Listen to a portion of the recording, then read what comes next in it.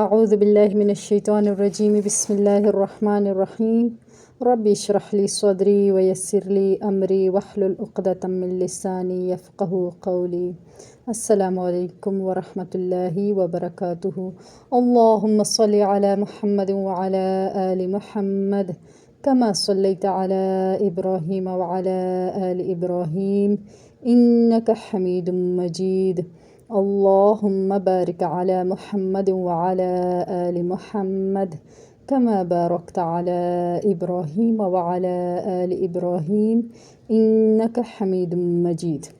بسم اللہ الرحمن الرحیم۔ ما یصیب المسلم من نصب ولا وصب ولا ہم ولا حزن، کہ آپ صلی اللہ علیہ وسلم نے ارشاد فرمایا ما یصیب المسلم، نہیں پہنچتا کسی مسلمان کو، یا اصاب یصیب سے پہنچنا ترجمہ ہے۔ ما یصیب المسلم، نہیں پہنچتا کسی مسلمان کو، من نصب ولا وصب، نہ کوئی تھکاوٹ، نہ کوئی بیماری، ولا ہم ولا حزن، نہ کوئی غم اور نہ کوئی، یہ اس کا بھی غم اور رنج کا ہی معنی نکلتا ہے۔ ما یصیب المسلم، کہ نہیں پہنچتا کسی مسلمان کو، من نصب ولا وصب، نہ کوئی تھکاوٹ اور نہ ہی کوئی بیماری، ولا ہم ولا حزن، اور نہ ہی کوئی رنج، نہ ہی کوئی دکھ، ولا اذى ولا غم، اور نہ ہی کوئی تکلیف، نہ ہی کوئی غم، حتی الشوکۃ یشاکھا، یہاں تک کہ وہ کانٹا جو اس کو چبھتا ہے، الا کفر اللہ بہا، مگر یہ کہ کفر اللہ بہا، مٹا دیتے ہیں اللہ اس کے ذریعے، من خطایاہ، اس کی غلطیاں۔ متفق علیہ، یعنی مسلم اور بخاری اس حدیث پر متفق ہیں۔ یعنی ان حضرت صلی اللہ علیہ وسلم کے ارشاد کا مفہوم ہے کہ مسلمان کو جو بھی تھکاوٹ، بیماری، غم، رنج، دکھ اور تکلیف پہنچتی ہے، حتیٰ کہ وہ کانٹا بھی جو اس کو چبھتا ہے، اس کی وجہ سے اللہ تعالیٰ اس کی غلطیاں معاف فرما دیتے ہیں۔ متفق علیہ، یعنی امراض اور دیگر ایذائیں مومن کے گناہوں کا کفارہ بنتی ہیں۔ اصل مصیبت زدہ وہ ہے جو ثواب سے محروم رہ جائے۔ دنیا کی مصیبتیں تو درجات کو بڑھانے کے لیے آتی ہیں، گناہوں کو مٹانے کے لیے آتی ہیں۔ دنیا کی مصیبتیں تو اللہ کے قریب کرنے کے لیے آتی ہیں۔ باب الصبر کی ہی ایک اور حدیث ہے۔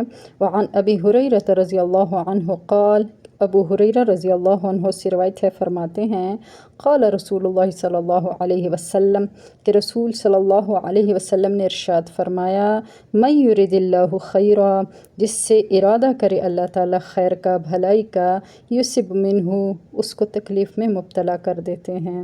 رواہ البخاری، یہ بخاری کی روایت ہے۔ مطلب مومن بیماری، کمی، کمزوری سے کبھی خالی نہیں ہوتا، مگر اس سے وقتی طور پر اس کو یہ بھلائی ملتی ہے کہ وہ اللہ کی طرف التجا کرتا ہے اور اس کے گناہ معاف کر دیے جاتے ہیں۔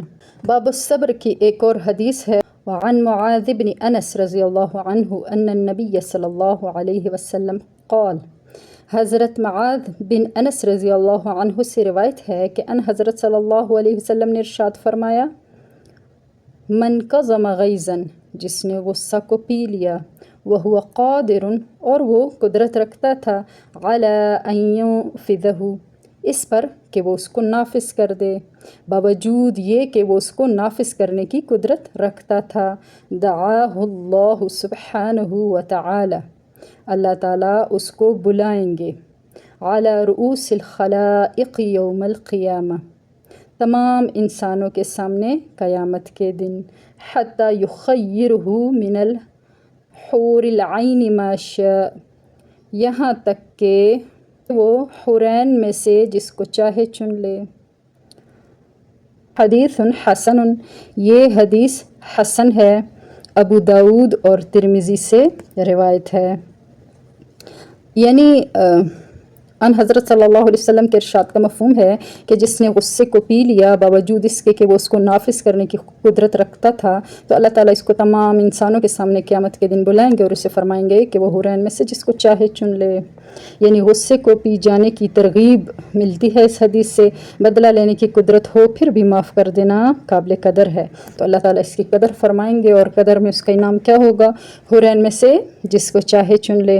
ویسے بھی مرد کے لیے 70 حوریں اللہ تعالیٰ نے رکھی ہوئی ہیں، تو دنیا کی جو عورتیں ہیں وہ اپنے آپ کو جو ذرا بڑا چڑھا کے شوہروں کے سامنے نہ پیش کیا کریں، کیونکہ حورین اللہ تعالیٰ نے پہلے ہی حوروں کا انتظام کر رکھا ہے۔